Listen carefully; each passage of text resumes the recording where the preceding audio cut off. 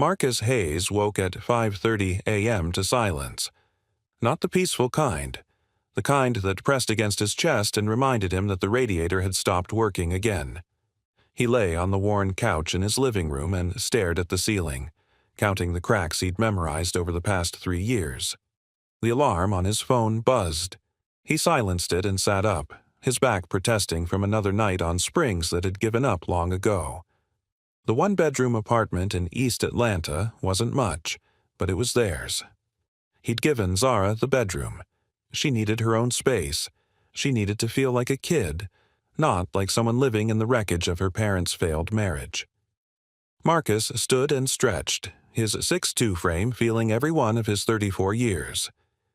He moved quietly through the dim apartment, past the small kitchen with its chipped countertops and the bathroom with the shower that only ran hot if you waited 5 minutes. He stopped at Zara's door and listened to her breathing. Deep, even, safe. That sound was the only thing that mattered. By 6 a.m. he was in the kitchen making breakfast. Scrambled eggs with cheese, the way Zara liked them. Toast with strawberry jam. Orange juice in the plastic cups with the faded Disney princesses on them, the ones she'd picked out when she was 5 and refused to give up even though she was 8 now. The coffee maker gurgled and hissed. Marcus poured himself a cup and stood at the window looking out at the parking lot. His Honda Civic sat in its spot, the one with the dent in the passenger door from when someone had backed into it at the grocery store and driven off. He'd never fixed it. Couldn't afford to. He pulled out his phone and checked his bank account. 247.32. His chest tightened. Rent was due in 6 days. $1,950. He had one paycheck coming before then. If he worked his usual hours at the warehouse, that would bring him to about $1,100. Enough for rent and groceries. Barely. Then there was the text from yesterday. From Chantal, his ex-wife. He'd read it 10 times, but it still didn't make sense. "We need to talk about child support. Things have changed. I need more. Call me." Marcus set his phone down and took a long drink of coffee. It burned going down, but he welcomed the distraction. If you're enjoying this story so far, don't forget to hit the like button and subscribe. Drop a comment telling me where in the world you're watching from. I love hearing from you. "Daddy?" He turned. Zara stood in the doorway in her pajamas, her dark, curly hair wild around her face. She had her mother's eyes, warm brown and too perceptive for her age. She was small for 8, thin in a way that worried him even though the pediatrician said she was healthy. "Morning, baby girl." Marcus smiled and set down his cup. "You hungry?" Zara nodded and climbed onto one of the 2 chairs at their small kitchen table. She watched him plate her breakfast with the same serious expression she always wore in the mornings. Like she was trying to figure something out. "Did you sleep okay?" Marcus set the plate in front of her. "Uh-huh." She picked up her fork. "Did you?" "Like a rock." Zara looked at the couch with its rumpled blanket and flat pillow. She didn't say anything, but her expression said enough. She knew he didn't sleep well. She knew a lot of things he wished she didn't have to know. They ate in comfortable silence. Outside, the city was waking up. Car engines starting, neighbors shouting goodbyes, the distant wail of a siren. Marcus watched his daughter eat and felt the familiar weight settle on his shoulders. The weight of being everything she needed. Father, mother, provider, protector. "You have your spelling test today, right?" he asked. Zara nodded, her mouth full. "You studied?" She swallowed. "Yes, sir." "That's my girl." Marcus reached over and squeezed her hand. "You're gonna ace it." Zara smiled. It was small, tentative, but real. Marcus held on to that smile like a lifeline. By 7:15, they were on MARTA, the Atlanta public transit system. Marcus held Zara's hand as they swayed with the movement of the train. She pressed against his side, her backpack, decorated with rainbows she'd drawn herself, bumping against his leg. The train was crowded with people heading to work, men in suits scrolling through their phones, women in scrubs heading to hospital shifts. construction workers with tool belts. Marcus recognized a few faces from his daily commute. They nodded at each other, the silent acknowledgement of people who rode the same train at the same time every day. At 18 dag, he dropped Zara at school, Woodward Elementary. It wasn't the best school, but the teachers cared, and Zara was doing well. That was what mattered. "Have a good day, baby." Marcus crouched down and hugged her tight. "You too, Daddy." Zara hugged him back, then pulled away and ran toward the building where her friends were waiting. Marcus watched until she disappeared inside. Then he checked his phone. He had 45 minutes to get to the warehouse. He made it with 10 minutes to spare. ActionWorks Distribution Center was a massive building on the outskirts of the city. Marcus had worked there for 2 years, loading and unloading trucks, managing inventory, doing whatever needed to be done. The pay was $16.50 an hour. No benefits, no sick days. But it was steady work, and his supervisor, a man named Gerald, was decent. Marcus clocked in and headed to the loading dock. The morning shift was already in full swing. Trucks backed up to the bays. Forklifts beeped. Men shouted orders over the noise. "Hayes!" Gerald appeared beside him, clipboard in hand. "Need you on Bay 7. We got a double shipment coming in." "Got it." Marcus worked. He lifted boxes, scanned barcodes, stacked pallets. His body moved on autopilot while his mind circled back to Chantal's text. "I need more." More, as if he had more to give. At 10:30, Gerald called him into the office. Marcus wiped sweat from his forehead and followed. The office was a small glass-walled room overlooking the warehouse floor. Gerald sat behind his desk, and someone else was there too, a woman in a dark suit. HR. Marcus's stomach dropped. "Have a seat, Marcus," Gerald said. Marcus sat. He looked at the woman, then at Gerald. "What's going on?" Gerald sighed. He looked uncomfortable, apologetic even. "Corporate's doing layoffs, budget cuts.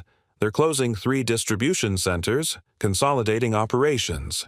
This facility is one of them." The words hit Marcus like a freight train. "We're shutting down end of the month," Gerald continued. "But they want to start transitioning people out now. I fought for you, man. I really did. But the decision came from above." The HR woman spoke. Her voice was professional, emotionless. "Your employment is being terminated effective immediately. You'll receive 2 weeks severance pay and a letter of recommendation. We appreciate your service." Marcus couldn't speak. He stared at Gerald, waiting for the punchline. Gerald looked away. "Do you have any questions?" the HR woman asked. Marcus shook his head. What was there to ask? "You'll need to return your badge and clear out your locker. Security will escort you out." Marcus stood. His legs felt numb. He walked out of the office in a daze, past the bays, past his co-workers who didn't know yet that their jobs were disappearing too. A security guard he'd joked with 100 times walked him to his locker. Marcus emptied it, a spare shirt, a water bottle, a photo of Zara taped to the inside of the door. He peeled it off carefully and slipped it into his pocket. By 11:20 a.m., Marcus Hayes was standing in the parking lot with a cardboard box and no job. He sat in his car and stared at the steering wheel. His phone buzzed. A text from Chantal. "Can you meet today? It's important. 3 p.m. at Piedmont Park." Marcus closed his eyes. The universe had a sick sense of timing. He typed back, "I'll be there." Then he started the car and drove home, wondering how he was going to tell Zara that everything was about to get much harder. Piedmont Park was beautiful in the afternoon.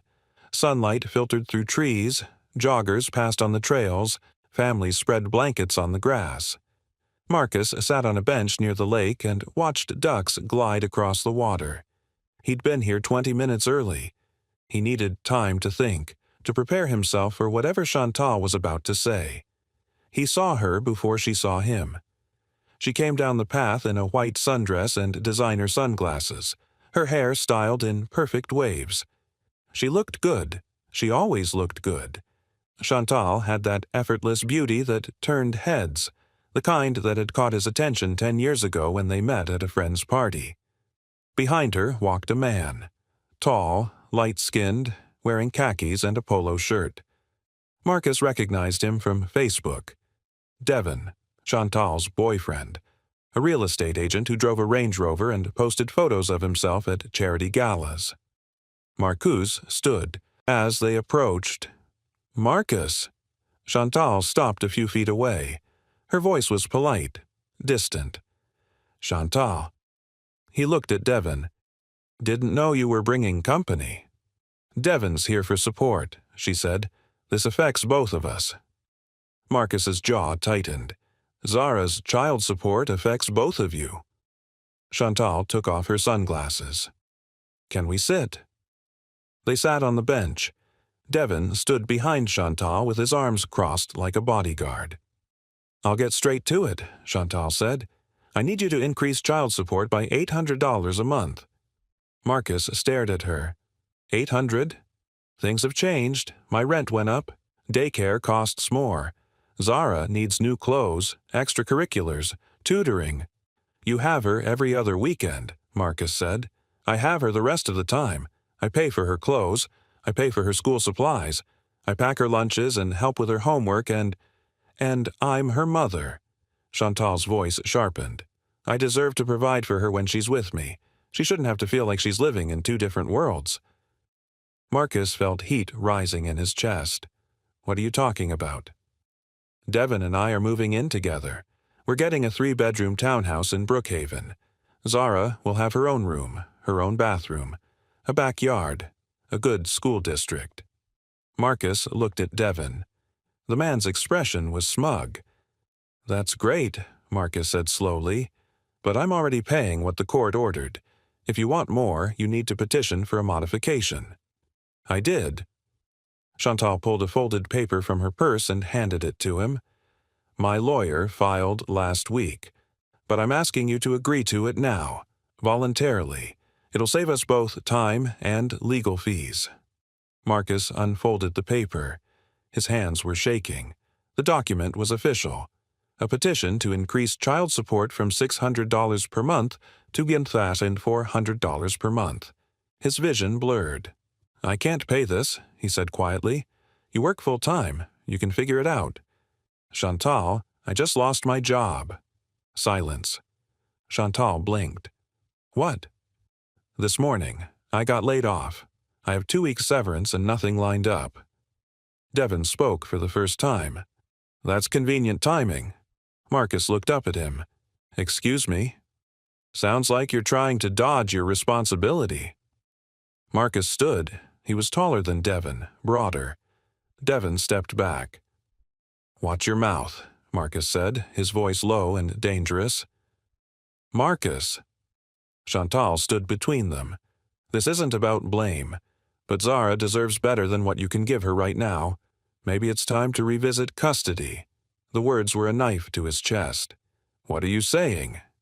"I'm saying that if you can't afford to support her, maybe she should live with me full-time. You can have visitation. We're not trying to take her from you. We just want what's best for her." Marcus felt the world tilt. "Zara is best with me." "Is she?" Chantal's voice softened, but it was worse than anger. It was pity. "Look at yourself, Marcus. You're barely holding on. You lost your job. You live in a 1-bedroom apartment. You sleep on the couch. How is that what's best for her?" "Because I love her. Love doesn't pay the bills." Marcus looked at the petition in his hands. Then he looked at Chantal, the woman he'd married, the woman who'd promised to stand by him no matter what. She was a stranger now. "I need 3 days," he said, "to figure things out." Chantal glanced at Devin. He nodded. "Fine," she said. "But if you can't agree to the new amount, I'm moving forward with the custody modification. My lawyer says I have a strong case." "Your lawyer can go to hell."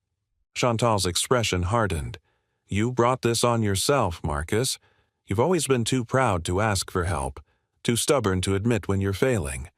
Well, now you're failing Zara. She turned and walked away. Devon followed. Marcus stood alone by the lake, holding the petition, his entire world crumbling around him. He didn't know how long he stood there. Minutes, hours. Time felt meaningless. Eventually, he walked back to his car. He sat in the driver's seat and stared at the steering wheel. The same steering wheel he'd gripped this morning when he still had a job, when the only problem was figuring out how to stretch $240 into a week of groceries. Now he had 3 days to come up with $800 or lose his daughter. He pulled out his phone and opened his bank account again. $247.32. He checked his credit cards. All maxed out. He thought about calling his brother in Chicago, but Malik was dealing with his own struggles. Their mother had passed 2 years ago. Their father had never been in the picture. There was no one. Marcus put his head in his hands. For the first time in 3 years, since his marriage fell apart and he'd had to rebuild his life from nothing, he felt like giving up. Then his phone buzzed.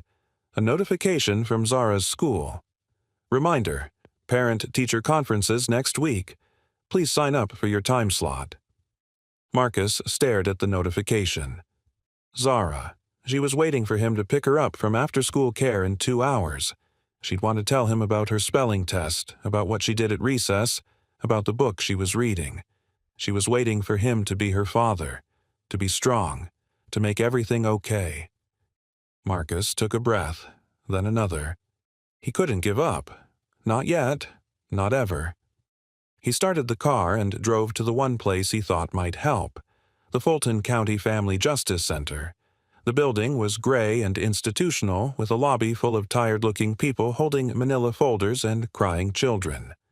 Marcus stood in line at the information desk for 20 minutes before a woman with purple braids and kind eyes asked how she could help.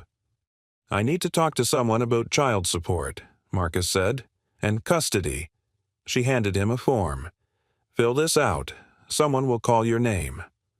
Marcus sat in a plastic chair and filled out the form.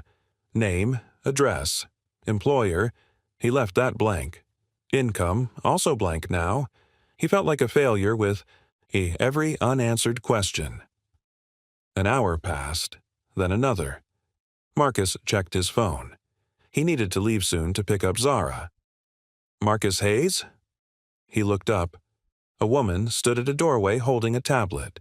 She was in her early 40s, black, with natural hair pulled back in an elegant twist. She wore a navy blazer and glasses that somehow made her look both professional and approachable. "That's me," Marcus said, standing. "I'm Simone Whitaker. I'm a family law attorney with the legal aid office here. Come on back." Marcus followed her down a hallway into a small office. The walls were covered with certificates, framed photos of what looked like her family, and a poster that said, "Justice delayed is justice denied." Simone gestured to a chair. Marcus sat. "So," she said, looking at her tablet, "tell me what's going on." Marcus told her everything. The layoff, Chantal's demand, the custody threat. He laid it all out, his voice steady even though his hands were shaking. Simone listened without interrupting. When he finished, she set down her tablet and looked at him. "Mr. Hayes." "Marcus." "Marcus, I'm going to be honest with you. Your ex-wife has grounds for a modification hearing. If she can show that your income situation has changed and that she can provide a more stable environment, a judge might rule in her favor." Marcus's stomach dropped. "So, I'm going to lose my daughter." "I didn't say that." Simone leaned forward. "I said she has grounds for a hearing. That doesn't mean she'll win. Courts favor stability, and Zara has been with you as primary custodian for 3 years. But you need to get ahead of this." "How?" "First, find a job. Any job. Prove you're employable and willing to work. Second, document everything. Every expense you've paid for Zara. Every moment you've cared for her. Third, show up to the hearing prepared. If you can demonstrate that you're a fit parent and that Zara's best interests are served by staying with you, you have a fighting chance." Marcus nodded slowly. What about the $800 increase?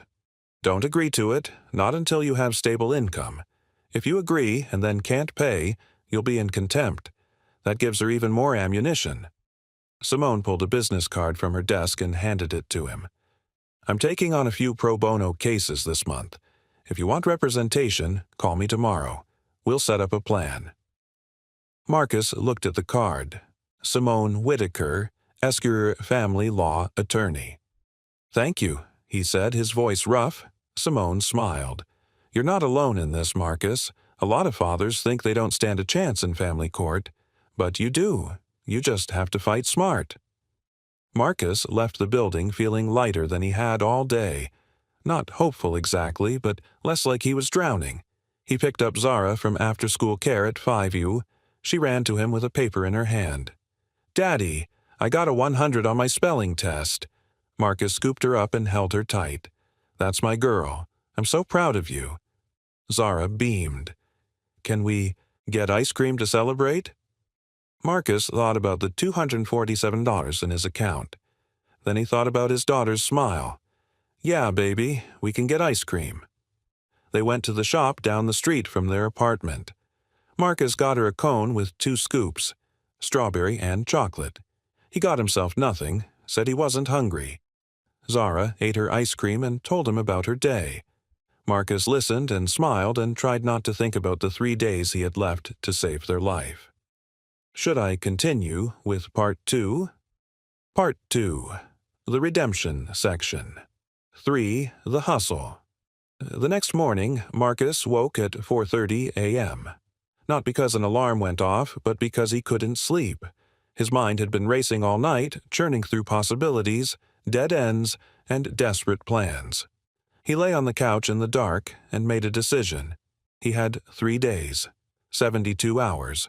He wasn't going to waste a single one. By 5 a.m., he was at his laptop, a 5-year-old Dell that took 3 minutes to boot up. He opened every job search site he could think of. Indeed, LinkedIn, Craigslist. He applied to everything: warehouse positions, retail, security, delivery driver, restaurant work, overnight stocking. He didn't care about the pay or the hours. He just needed something. Anything. By 6 a.m., he'd submitted 23 applications. By 6:30, Zara was awake. Marcus made her breakfast, packed her lunch, got her ready for school.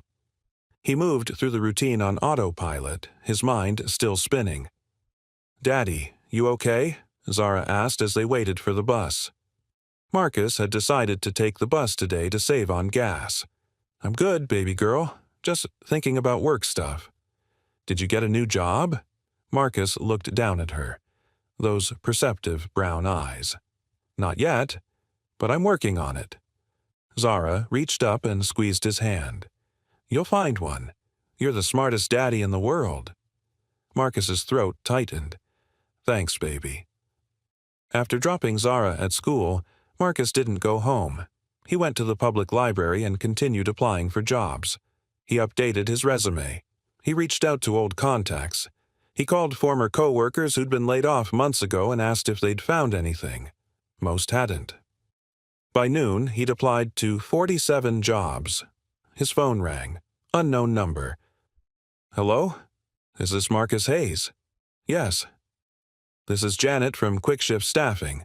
We received your application for warehouse positions. Are you available for work tonight? Marcus's heart jumped. Yes, absolutely. Great. We have a 3rd shift opening at a distribution center in Decatur. 11 p.m. to 7 a.m., $15 an hour. It's temporary, but it could lead to permanent placement. Less than he'd been making, but it was something. I'll take it. Janet gave him the details. He had to be there at 10:30 p.m. for orientation.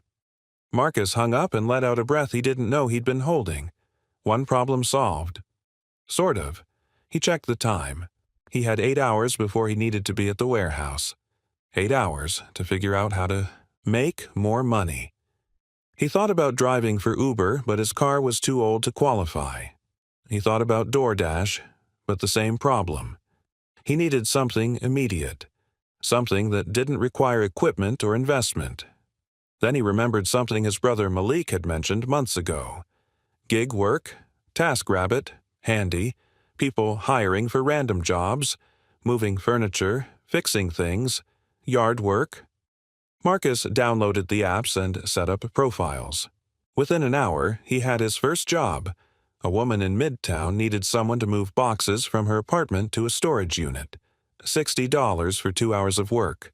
Marcus took it. He spent the afternoon moving boxes, sweating in the Atlanta heat, loading a U-Haul, unloading at a storage facility. The woman was kind, a recent divorcee who talked too much and tipped him an extra $20. $80. Marcus stared at the cash in his hand. It wasn't much, but it was progress. He picked up Zara from after-school care, took her home, made her dinner, mac and cheese from a box, carrot sticks, apple slices. She did her homework at the kitchen table while he cleaned up and checked his phone for more gig opportunities. At 8:00 p.m., he put Zara to bed. "Daddy, are you going somewhere?" She looked at him with those two smart eyes. "I have to work tonight, baby. Mrs. Patterson from next door is going to check on you, but I'll be back in the morning before you wake up, okay?" "You're working at night now?" "Just for a little while." Zara frowned. "Are we in trouble?" Marcus sat on the edge of her bed and brushed her curls back from her face. "No, baby. We're not in trouble. Daddy's just working hard to make sure we have everything we need. You don't worry about grown-up stuff, okay? That's my job." "But who's going to make sure you're okay?" Marcus felt his eyes sting. He kissed her forehead. "You do, baby girl, just by being you." He left at 10 p.m. after Mrs. Patterson, a retired teacher who'd always been kind to them, arrived. The warehouse job was brutal. 12 hours of lifting, hauling, sorting. His body screamed. His back ached, but he pushed through because he didn't have a choice. At 7:30 a.m. he clocked out, drove home, and found Zara eating cereal at the kitchen table. Mrs. Patterson had gotten her ready for school. "Thank you," Marcus said, slipping her $40. It hurt to part with the money, but he couldn't ask her to help for free. "Any time, sweetheart," Mrs. Patterson said. "You're a good father, Marcus. Don't let anyone tell you different." Marcus walked Zara to the bus stop, came home, and collapsed on the couch. He set an alarm for noon. 4 hours of sleep. That was all he could afford. Section 4. The Breaking Point. The next 2 days blurred together. Marcus worked the night shift at the warehouse. During the day, he took every gig job he could find. He assembled furniture for a family in Buckhead. He painted a fence in East Point. He cleaned out a garage in Decatur. He drove across the city, hustling, grinding, doing whatever it took. He barely slept. 4 hours here, 3 hours there. He survived on gas station coffee and protein bars. His body ached. His mind felt foggy. But he kept moving because stopping meant failing, and failing meant losing Zara. By the end of day 2, he'd made $620, combined with his severance pay, $1,056 after taxes, and the money he already had. His bank account showed $1,923.32. Enough for rent, enough for groceries, not enough for Chantal's $800, but maybe enough to prove he was trying. On the third day, the day he was supposed to give Chantal an answer, Marcus got a call from Simone Whitaker. "Marcus, I've been reviewing your case. I want you to come in this afternoon. Can you make 2:00 p.m.? "I'll be there." Marcus met Simone at her office. She had the papers spread across her desk. "I did some digging," she said. "Your ex-wife's boyfriend, Devin Richardson. He's a real estate agent, right?" "Yeah. He's also currently under investigation by the Georgia Real Estate Commission for fraudulent practices. Misrepresenting property values, forging documents. Nothing's been proven yet, but it's not a good look." Marcus leaned forward. "What does that mean for us?" "It means that if Chantal is planning to rely on Devin's income to prove she can provide a stable home for Zara, we can call that into question. Stability isn't just about money. It's about character, environment, consistency. You've been Zara's primary caregiver for 3 years. You've been present, involved, reliable. That matters.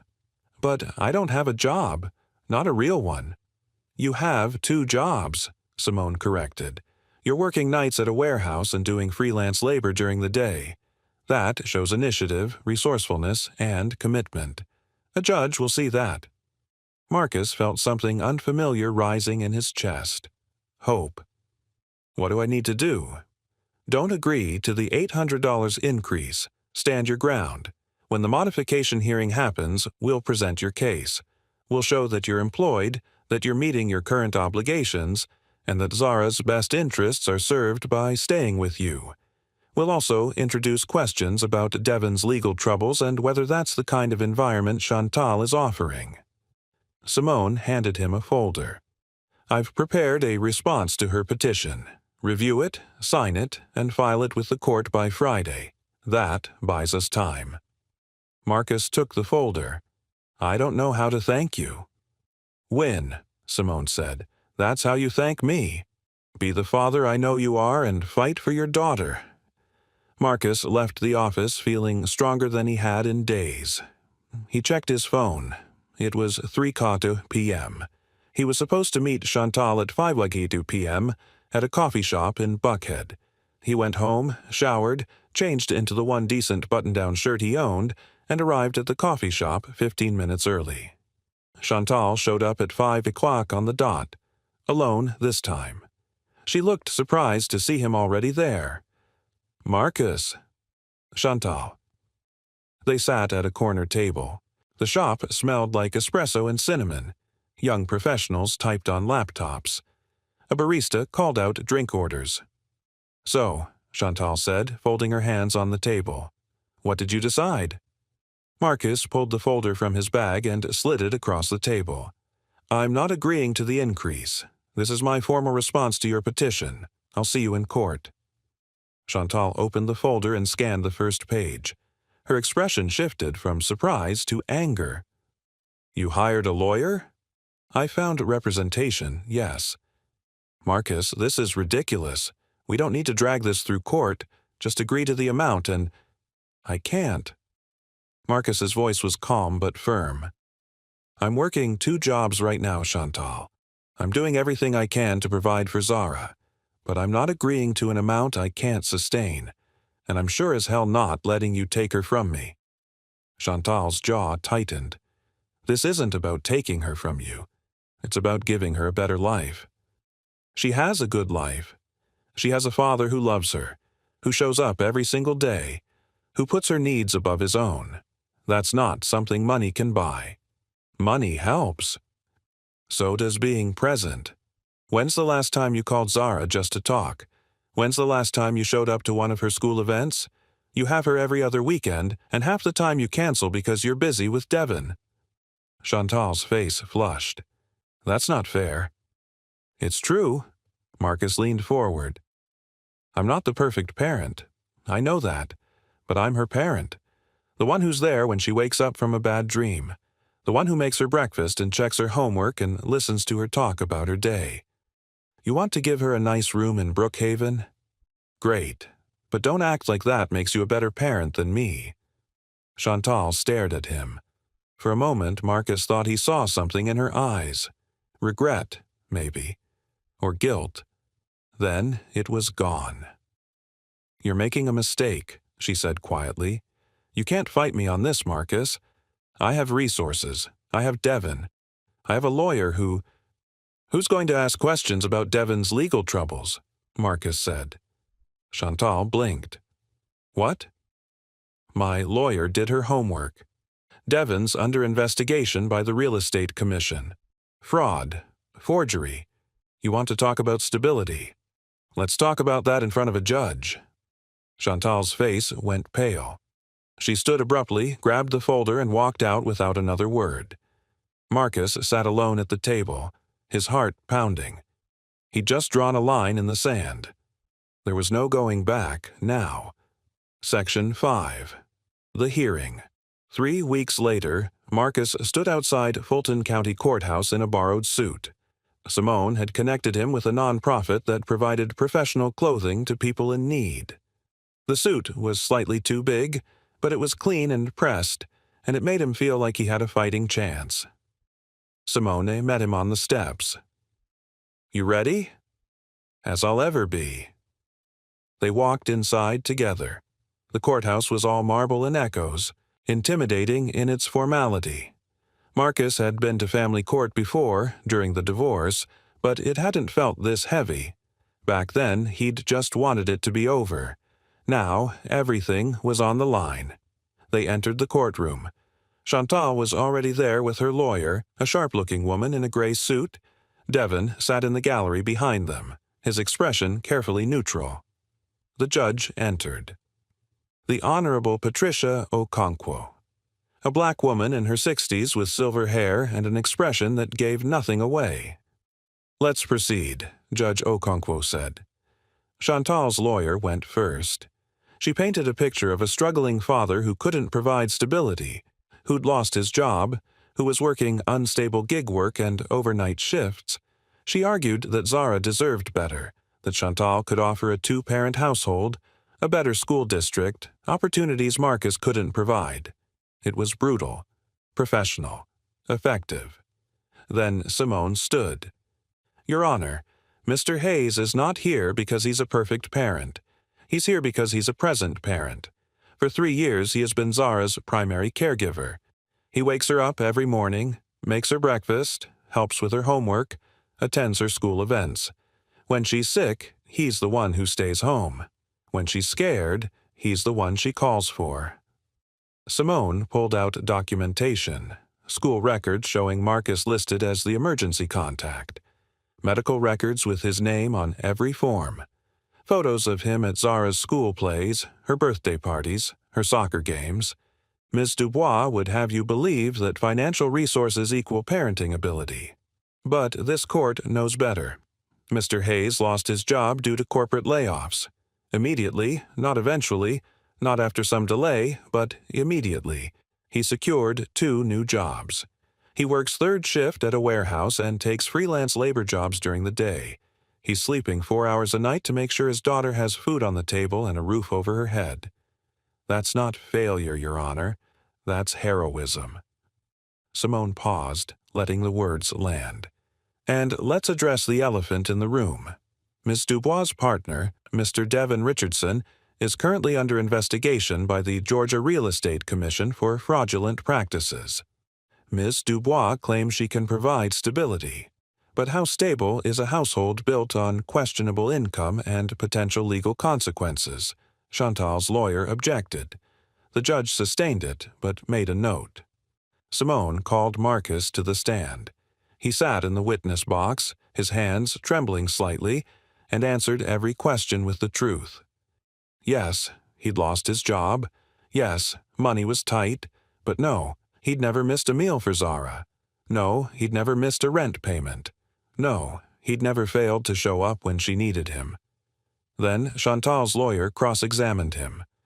"Mr. Hayes, you currently work overnight shifts, correct?" "Yes, ma'am." "Who watches Zara while you're at work?" "A neighbor, Mrs. Patterson. She's a retired teacher. Zara's asleep the whole time, and Mrs. Patterson checks on her." "So, you leave your 8-year-old daughter alone at night?" "She's not alone. Mrs. Patterson, but you're not there." "No, ma'am, because I'm working to support her." "Wouldn't it be better for Zara to live with her mother full-time, in a stable 2-parent household where someone is always home?" Marcus looked at Chantal. She wouldn't meet his eyes. "No, ma'am," he said quietly. "It wouldn't, because Zara doesn't need a big house or a 2-parent household. She needs someone who sees her, who knows that she likes strawberry jam on her toast and that she draws rainbows on her backpack, who knows she's scared of thunderstorms and loves reading before bed. She needs someone who shows up, and that's me." The courtroom was silent. Chantal's lawyer sat down. Judge Okonkwo reviewed her notes. "I'd like to speak with the child. Zara Hayes. Is she available?" Marcus's heart stopped. They'd discussed this possibility, but he'd hoped it wouldn't come to it. She's in the waiting area, Your Honor, Simone said. Bring her in. A bailiff escorted Zara into the courtroom. She looked so small in her school uniform, her rainbow backpack on her shoulders. Her eyes found Marcus, and he gave her the steadiest smile he could manage. Judge Okonkwo spoke gently. Hi, Zara. I'm Judge Okonkwo. Do you know why you're here today? Zara nodded. Because Mommy wants me to live with her. That's right, and I want to ask you a few questions, okay? You're not in trouble. I just want to know how you feel. Okay. Do you like living with your dad? Yes, ma'am. Why? Zara thought about it. Because he takes care of me. He makes me breakfast and helps me with my homework and reads to me before bed. And he always knows when I'm sad, even when I don't say anything. Do you see your mom? Sometimes, every other weekend, but she's usually busy. Busy with what? With Devin. They go out a lot. Judge Okonkwo made another note. If you could choose, where would you want to live? Zara looked at Marcus, then at Chantal, then back at the judge. With my daddy, she said, because he's always there. Judge Okonkwo nodded. Thank you, Zara. You can go back to the waiting area now. Zara left. Marcus felt like he couldn't breathe. The judge reviewed her notes for what felt like an eternity. Finally, she looked up. I'm denying the petition for custody modification. Primary custody remains with Mr. Hayes. However, I am also denying the petition for increased child support at this time. Mr. Hayes's current financial situation is temporary. Should Ms. Dubois wish to revisit this in 6 months, she may file a new petition. Until then, the current support order stands. Marcus felt the world shift back into place. Court is adjourned. The gavel came down. Section 6. The New Beginning. Outside the courthouse, Marcus hugged Simone so hard he lifted her off her feet. Thank you, he said, his voice breaking. Thank you. Simone laughed. You did this, Marcus. You showed up and you fought. I'm proud of you. Marcus walked to where Zara was waiting with Mrs. Patterson. He scooped his daughter up and held her tight. We did it, baby girl. You're staying with me. Zara wrapped her arms around his neck. I know, Daddy. I wasn't worried. Marcus laughed through tears. Yeah? Yeah, because you're my hero. That night, Marcus and Zara celebrated with pizza from the dollar menu and ice cream from the shop down the street. They sat on the couch in their tiny apartment and watched a movie, Zara curled against his side. Marcus looked around at the chipped countertops, the worn furniture, the cracks in the ceiling. It wasn't much, but it was theirs. And it was enough. 2 months later, the overnight warehouse job became permanent. Marcus got benefits, a raise to $18 an hour, and weekends off. He kept doing gig work on the side, building up savings, slowly climbing out of the hole. 4 months later, he moved them into a 2-bedroom apartment. Zara got her own room. Marcus got a bed. They still rode Marta and shopped at discount stores, but things were better. Stable. 6 months later, Chantal called, not to demand money or threaten custody, just to talk. I'm sorry, she said, for everything. You were right, I wasn't showing up.